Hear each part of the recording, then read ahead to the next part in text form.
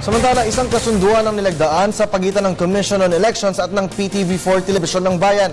Isa sa mga lumagda ng Memorandum of Agreement, si PTV General Manager Cleo Dongas na siyang nagdiriwang ng kanyang kaarawan ngayon. Sinaksihan niya ng aming senior correspondent na si Noel Perfecto at narito ang kanyang ulat. Magandang hapon sa iyo, Manong Noel.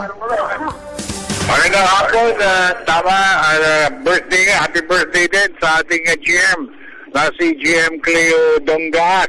Tama ka diyan na formal lang nilagdaan ng isang Memorandum of Agreement sa pagitan ng People's Television Network Incorporated at ng Commission on Elections para isang oras na programa na ang magiging titulo ay Hatol ng Bayan.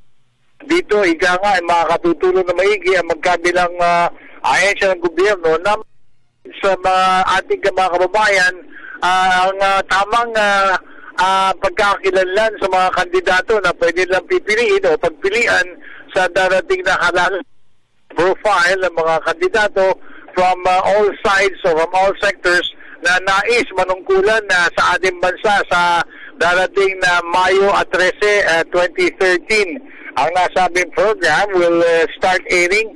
Ang initial airing niya will be on April 15, 16, and 17 at magkakaroon ito ng second airing sa May 6 and 7 and 8. At pagkatapos ito, ang nasabing 1-hour program ay magkakaroon ng replay on May 11 and 12.